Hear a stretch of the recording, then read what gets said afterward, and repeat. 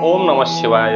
नमस्कार दर्शक बंधु, वैदिक ज्योतिष शास्त्र दर्शन कार्यक्रम में आपण मान पुणी थे स्वागत जनाऊँ। आज आम कार्यक्रम रही प्रेम संपर्क बा लव लाइफ बा लव मैरिज बा प्रेम विवाह को नहीं। वर्तमान ये आधुनिक जुगरे बा इंटरनेट जुगरे एवं सोशल मीडिया माध्यम फेसबुक व्हाट्सएप इंस्टाग्राम ये प्रकार अनेक सोशल प्लेटफॉर्म रही। यही माध्यम नवजौवन रे पदार्पण करुथिबा अनेक युवक एवं युवती से माने तांकर जीवन साथी बाछिया पई चेष्टा करुचंती, आगौचंती, जहा तांको पई अनेक समय भूल मध्य रहूची। तांकर किछि भूल डिसीजन तांकर जीवन मध्य नष्ट हो जाउची, तांकर करियर मध्य नष्ट हो जाउची। अनेक युवक युवती मानकर मध्य मो पाखक कॉल आसी थाए, समानकर प्रश्न थाए जे मु मोर प्रेम संपर्क रे बा लव लाइफ रे बा लव मैरिज रे मु सक्सेस हेबी कि नहीं, मोर लव लाइफ केमिति रही। प्रकार अनेक तांकर प्रश्न मध्य आए। तेबे आमे सेही आधार रे ए कार्यक्रम टिको आमे करिया पई जाउचु कि जातक रे कोन जग बा ग्रह मानकर ज्योति रहिले जग सृष्टि हेले जातक रे प्रेम विवाह बा लव लाइफ बा लव मैरिज तांकर सक्सेस रही है बा कौ प्रकार जग सृष्टि हेले लव लाइफ फेलियर होता है एवं लव लाइफ रे सामान्य धोखा, बेईमानी, अर्थहानि एवं सामाजिक अपवाद निंदा प्राप्त करितांती, जहाँकि तांकर जीवन आरंभ हवा आगरू तांकर जीवन नष्ट हो जाए एवं तांकर वैवाहिक जीवन दाम्पत्य जीवन आरंभ हवा आगरू सबकिछि नष्ट भ्रष्ट हो जाए। जीवन में दुख कष्ट ही सार रही जाए। किछि भूल डिसीजन, भूल चिंताधारा जहाँ निश्चित भाव में आधुनिक जुगरे युवक युवती मानू पथभ्रष्ट करुचे। निश्चित भाव में आपण ज्योतिष अनुसार आपन को सजेसन नहीं आपण आगौचंती। सर्वोपरि पिता मातांकर सहमति, गुरुजन मानकर आशीर्वाद आपण मानकर निहाती आवश्यक। तेणु आपण सही प्रकार किसी डिसीजन नवा पूर्वर निश्चित भाव में पितृ मातृंकर सहमति, आशीर्वाद, गुरुजन मानकर आशीर्वाद नवा पाई चेष्टा करंतु। निजर व्यक्तिगत डिसीजन, व्यक्तिगत चिंताधारा बा व्यक्तिगत किसी निष्पत्ति निश्चित भाव में आपण बहुत भूल बा क्षति पहुंची थाए जीवन में, जहाँकि अपूरणीय क्षति केवे आपण से क्षति की भरणा करि परिबे नाही। तेबे सही क्षति निजको बंचेवा पई हम ज्योतिषशास्त्र रे आलोचना मु आपण मानक उद्देश्य करूची। जदि आपण लव लाइफ को जाउचंती, आपण जातक प्रथमे विचार करंतु जे आपणकर जीवन रे प्रेम संपर्क बा लव लाइफ सक्सेस अछि ना नाही, ना आपण धोखा बेईमानी शिकार होवार जग रहुची, धोखा पाइबार जग रहुची, आपणकर ब्रेकअप जग रहुची, जहाँकि आपण सत चेष्टा करी मध्य प्रेम रे आपण सफलता प्राप्त करि परिबेनी एवं से लव मैरिज रो मध्य आपण केबे आपणकर मैरिज लाइफ सुख प्राप्त करि परिबे नाही। ई प्रकार अनेक जग रही जहाँ निजर जातक विचार कले आपण सेगुडी को जानि परिबे। सेही अनुसार आपण डिसीजन नेबे जे मु लव मैरिज को जीवी ना अरेंज मैरिज को जीवी। सेही अनुसार आपण डिसीजन नेकी आपण जीवन को सुधारी परिबे, निजर जीवन को श्रृंखलित करि परिबे। तेबे आसंतु जातक रे कौ प्रकार जग बा ग्रह स्थिति रहिले एई प्रकार शुभाशुभ फल प्राप्त होता है। जातक मानू विशेष कर लव लाइफ बा प्रेम संपर्क रे जो माने जड़ित होइके अछंती बा हवा पई जाउचंती बा चाहुचंती, तेबे निजर जातक निश्चित भाव विचार करंतु। तेबे आसंतु आमे देखि नबा जातक रे कोन कोन ग्रह स्थिति एई प्रकार शुभ अशुभ फल प्रदान करिथाए। निश्चित भाव में आपण मध्य निज जातक खोलिक देखंतु एई जग आपणकर रहुची कि बा एई प्रकार ग्रह स्थिति रहुची कि। निश्चित भाव में आपण मध्य निजे मध्य स्वयं जानि परिबे एवं किछि भूल डिसीजन नवा पूर्व निजे आपण सावधान हेई परिबे। हमर स्क्रीन ले आपण देखुचंती लग्न कुंडली टे दिया जायछि, कालचक्र कुंडली लग्न कुंडली एवं मार्किंग करा जायछि। 1 टू 12 राशि मीन ठू आरंभ आपणकर मेष राशि ठू आरंभ करी मीन राशि पर्यंत 12 राशि आपणकर सूचित करा जायछि। प्रेम बा लव लाइफ रो कथा जदि आमे देखिबा 4टी भावरु आमे देखिताउ। लग्न कुंडली रो आपणकर जोडी 1 लेखा हिथिबो, मु आपणकर जो उदाहरण नै गिरी कार्यक्रम करुचे। आम कालचक्र कुंडली मेष ଲଗ୍ନରୁ ଆମେ ନେଇଛୁ। ଆପଣଙ୍କର କିଛି ବି ଲଗ୍ନ ହେଇପାରେ, ମେଷ ଲଗ୍ନ ହେଇପାରେ, ବୃଷ ଲଗ୍ନ ହେଇପାରେ, କର୍କଟ ଲଗ୍ନ ହେଇପାରେ, ସିଂହ ଲଗ୍ନ ହେଇପାରେ ବା ମୀନ ଲଗ୍ନ ହେଇପାରେ। ଏଇ ପ୍ରକାର 12ଟି ଲଗ୍ନ ମଧ୍ୟରୁ କୌଣସି ବି ରାଶି ମଧ୍ୟରୁ କୌଣସି ବି ରାଶିରେ ଲଗ୍ନରେ ଆପଣଙ୍କର ଲଗ୍ନ ହେଇପାରେ। ତେଣୁ ଆପଣ ସେଇ ଅନୁସାରେ ଆପଣ ମୁଁ ଖାଲି ଯେ ମେଷ ରାଶି ବାବଦରେ କହୁଛି ଆପଣ ସେଠି କନଫ୍ୟୁଜ ହେବେ, ସେୟା ନୁହେଁ। ସେଇ ଲଗ୍ନ ଯାହା ଲଗ୍ନ ହେଇଥିବ ସେଇ ଲଗ୍ନରୁ ଆପଣ ହିସାବ କରିକି ଯିବେ। ସେଇ ଲଗ୍ନରୁ 4ଟି ଭାବ କଣ? ଲଗ୍ନ 1, 3, 5 ଏବଂ 7। এই 3ଟା ଜିନିଷ ଇମ୍ପୋର୍ଟାଣ୍ଟ ହେଇଥାଏ ଆମେ ପ୍ରେମ ସମ୍ପର୍କ ବା ଲଭ୍ ଲାଇଫ୍ ବିଷୟରେ ଯଦି ବିଚାର କରିବା ଜଣକାର ଜାତକ। ଲଗ୍ନ କଣ ହେଇଥାଏ?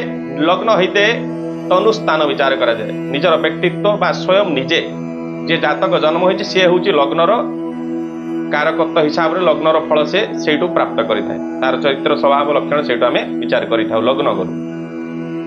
ଯଦି ତୃତୀୟ ସ୍ଥାନ ଦେଖିବା, କମ୍ୟୁନିକେସନର ସ୍ଥାନ ବା ଯୋଗାଯୋଗର ସ୍ଥାନ ବା କାର୍ଯ୍ୟ ଦକ୍ଷତାର ସ୍ଥାନ, କାପାସିଟି କାର୍ଯ୍ୟ କରିବାର ଦକ୍ଷତାର ସ୍ଥାନ ହେଇଥାଏ ତୃତୀୟ ଭାବ।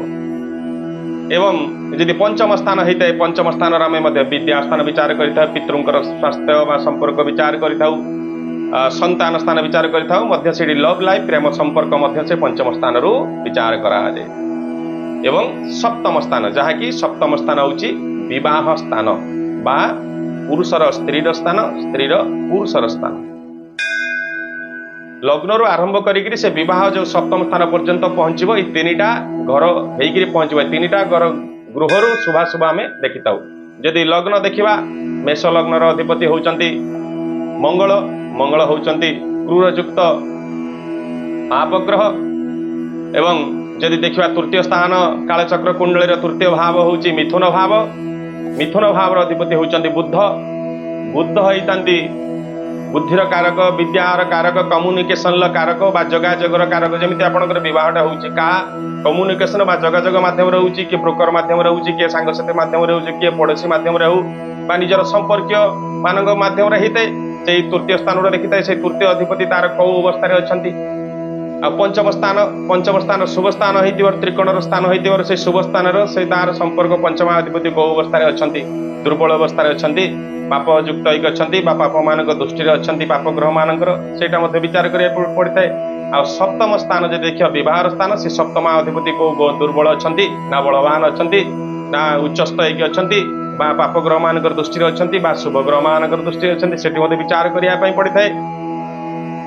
ଯଦି ଦେଖିବା ଆପଣ ସେଇ ଅନୁସାରେ ବିଚାର କରିବା ପାଇଁ ପଡିଥାଏ। ଯଦି ଦେଖିବା ନେକ୍ସଟ ଟାଇପରେ ତାର ସୂତ୍ର ଅନୁସାରେ ଯଦି ଦେଖିବା, ଯାହା ଯେକୌଣସି ବି ଲଗ୍ନ ହେଇଥାଉ, ଯଦି ତାର ପଞ୍ଚମ ସ୍ୱାମୀ ତୃତୀୟ ସ୍ଥାନକୁ ଯାଇଛନ୍ତି, ପଞ୍ଚମ ଅଧିପତି କୌଣସି ବି ଲଗ୍ନ ହେଇଥାଉ, ଆମେ ଏଠି ଉଦାହରଣଟା ନେଇଛି ମେଷ ଲଗ୍ନ। ମେଷ ଲଗ୍ନର ପଞ୍ଚମ ସ୍ଥାନ ହଉଛି ଆପଣଙ୍କର ସିଂହ ରାଶି। ସିଂହ ରାଶିର ଅଧିପତି ହଉଛନ୍ତି ରବି। ରବି ଯଦି ଯାଇକିରି ତୃତୀୟ ସ୍ଥାନ ଅର୍ଥାତ୍ ମିଥୁନ ରାଶିରେ ରହିଛନ୍ତି, ସେଇ ପରିସ୍ଥିତିରେ ବିଚାର କରାଯାଇ ପାରିବ ରବି ହେଉଛନ୍ତି କ୍ରୂର ଗ୍ରହ। କ୍ରୂର ଗ୍ରହ ହିସାବରେ ନିଶ୍ଚିତ ଭାବରେ ତାଙ୍କର ପ୍ରେମ ସମ୍ପର୍କରେ କ୍ରୂରତା ଆସିବ ବା ସମ୍ପର୍କରେ ମନାନ୍ତର ଅନେକ ସମୟରେ ଦେଖାଦେବ ମଧ୍ୟ ଆମେ ଫଳ ବିଚାର କରିପାରିବା। ତୃତୀୟ ସ୍ୱାମୀ ପଞ୍ଚମରେ ରହିଛନ୍ତି। ସେଇ ଅନୁସାରେ ଆପଣ ଯଦି ଦେଖିବେ, ଯଦି ତାର ପଞ୍ଚମାଧିପତି ଶୁଭ ଗ୍ରହ ବୃହସ୍ପତି ହେଇଥିବେ, ନିଶ୍ଚିତ ଭାବରେ ତାର ବହୁତ ଶୁଭ ରହିବ, ବିବାହରେ ସେ ସକ୍ସେସ୍ ରହିବ, ବିଚାର କରାଯାଇପାରିବ। ଆପଣ ଶୁଭ ଗ୍ରହ କୋଉମାନଙ୍କୁ କୁହାଯାଏ? ଶୁଭ ହେଉଛନ୍ତି ଚନ୍ଦ୍ର, ବୁଧ, ବୃହସ୍ପତି, ଶୁକ୍ର। ଏ 4ଟା ଶୁଭ ଗ୍ରହ ଯଦି ଶୁଭ ଅବସ୍ଥାରେ ରହୁଛନ୍ତି, ଏମାନଙ୍କର ପଞ୍ଚମ ଅଧିପତି ହେଇଥିବେ ଶୁଭ ଗ୍ରହ, ନିଶ୍ଚିତ ଶୁଭ ଫଳ ରହିବ। ଯଦି ପଞ୍ଚମାଧିପତି ହେଇଥିବେ କ୍ରୂର ଗ୍ରହ, ଯେମିତି ରବି, ମଙ୍ଗଳ ଏବଂ ଶନି, କ୍ରୂରଯୁକ୍ତ ପାପ ଗ୍ରହ, ଏବଂ ପାପ ଗ୍ରହ ହେଉଛନ୍ତି ରାହୁ, କେତୁ, ଏମାନେ ଯଦି ସେଇ ଅଧିପତି ହେଇଥିବେ, ନିଶ୍ଚିତ ଭାବରେ ଜାତକର ପ୍ରେମ ସମ୍ପର୍କରେ ବାଧା, ମନାନ୍ତର, ବିଚ୍ଛେଦ, ଧକ୍କା, ବେଇମାନି, ଶୋଷଣ ଏଇସବୁରେ ଶିକାର ହେଇଥାନ୍ତି। ସୂତ୍ର କଣ କହିଲେ? ପଞ୍ଚମ ଅଧିପତି ତୃତୀୟରେ ଥିବେ। ଆପଣ କୌଣସି ବି ଲଗ୍ନ ହେଇଥାଉ, ସେଇଟା ମନେ ରଖନ୍ତୁ ସବୁବେଳେ ଗୋଟିଏ କଥା। ମୁଁ ଏଠି ମେଷ ଲଗ୍ନ କଥା ନେଇଛି। ମେଷ ଲଗ୍ନ ହେଉଛି ପଞ୍ଚମ ସ୍ଥାନର, ମେଷ ଲଗ୍ନର ପଞ୍ଚମ ସ୍ଥାନ ହେଉଛି ସିଂହ ରାଶି। ସିଂହ ରାଶିର ଅଧିପତି ହେଉଛନ୍ତି ରବି, ଯାହାକି କ୍ରୂର ଗ୍ରହ। ଏଠି ଯଦି କରିବା ଫଳ ନିଶ୍ଚିତ ଭାବରେ ଶୁଭଦାୟକ ନୁହେଁ। ବା ତୃତୀୟ ଅଧିପତି ପଞ୍ଚମ ସ୍ଥାନକୁ ଆସିଥିବେ। ତୃତୀୟ ଅଧିପତି ହେଉଛନ୍ତି କାଳଚକ୍ର କୁଣ୍ଡଳୀରେ ମିଥୁନ ରାଶି। ମିଥୁନ ରାଶି ଅଧିପତି ହେଉଛନ୍ତି ବୁଧ। ବୁଧ ଯଦି ପଞ୍ଚମ ସ୍ଥାନକୁ ଆସିଥିବେ ସିଂହ ରାଶି, ଯାହାକି ବୁଧ ଏବଂ ରବିଙ୍କ ମଧ୍ୟରେ ଶତ୍ରୁତା भितरे निश्चित भाव में एते जदि देखा यही प्रकार जातक तार जदि प्रेम संपर्क को जाऊँगी निश्चित भाव में प्रेम संपर्क रे से सफलता पाई परिबो नाही, लव मैरिज रे भी सक्सेस पाई परिबो नाही, से भितर मतांतर मनांतर संदेह शत्रुता ता भितर सब बेले लागिक रही। तेणु यही प्रकार जातक अरेंज मैरिज रे जीवा उचित, लव मैरिज बा लव रे पड़ा उचित नुहे, ना निश्चित भाव में जीवन में अनेक किसी मान सम्मान धन हरैकि कष्ट प्राप्त करेंगे। गोटे मध्यम गला। आउ जदि पंचम गृह स्वामी उपरे बुद्धंकर दृष्टि, यहाँ हूँ सूत्र। आप कौन सी लग्न हो पारे, आप पंचम स्थान को सब लक्ष्य करूँ। मु कालचक्र कुंडली पंचम स्थान नहीं आपंकर कौन सी लग्न है जदि पुरुष लग्न हो तार पंचम स्थान चेंज हो, मिथुन लग्न हो तार पंचम स्थान चेंज हो, अलग होती जदि कौन कहगला पंचम आप सब देखु पंचम लग्नर पंचम गृहर स्वामी उपरे बुद्धंकर दृष्टि पड़ुव, से पंचमा अधिपति जदि बुद्धंकर सप्तम दृष्टि पड़ुव, ये कहुच्छे से प्रकार जातक लव लाइफ को बा मैरिज प्रेम संपर्क आड़ को माने आगभर होती। जदि देखा बुध सप्तम दृष्टि थे, बुध जेट भी थाई कि सप्तम विवाह स्थान को दृष्टि दौते एमाने प्रेम संपर्क। बुध होती बालक ग्रह, एमाने मन तांकर स्वच्छ निर्मल थाए, सांगे सांगे भूली जाती, जे जहाँ कहले मानि जाती, से प्रेम संपर्क एम बहुत शीघ्र गढ़ी उठी थाए। जेकोसी लोक को देखीदे पुओटे झीटे को देखीदे, झीटे पुओ को देखीदे एमाने सांगे सांगे भूली जाती, प्रति आकर्षण सृष्टि हो जाए। यही प्रकार आदि देखा बुध एवं शुक्र सप्तम गृह जुक्ति होगी रोचन, लग्न कुंडलीर सप्तम स्थान में बुध एवं शुक्र, शुक्र होती दाम्पत्य जीवन कारक एवं बुध होती कम्युनिकेशन, बुध बुद्धिर कारक, जोगाजोगर कारक। तेणु जदि सप्तम स्थान में बुध शुक्र युक्त होकर जुति रोचंती, एमाने यही प्रकार जातक प्रेम संपर्क आड़ को आगभर होती एवं प्रेम संपर्क में पड़ी था, अनेक समय में सफलता पाई था। ये हूँ सूत्र। सूत्र गुड़िक मन रखु। पंचम स्वामी तृतीय रही, तृतीय अधिपति जदि पंचम स्थान को जाऊँच स्थान परिवर्तन कर प्रकार जग है प्रेम संपर्क आड़ को जाती। पंचम गृह स्वामी बुद्धंकर दृष्टि जदि पड़ुची बा पंचम ग्रह जदि बुध ज्योति होती युक्त होती, ये एक कारक होता प्रेम संपर्क बा लव मैरिज कारक। जदि देखा बुध सप्तम स्थान में दृष्टि दौले, बुध जेट भी था जदि सप्तम स्थान को दृष्टि दौरान विवाह स्थान को, यही प्रकार जातक लव लाइफ आड़ को अग्रसर होती, निजर घर परिवार को छाड़िया माने प्रस्तुत रही प्रेम संपर्क में पड़िक।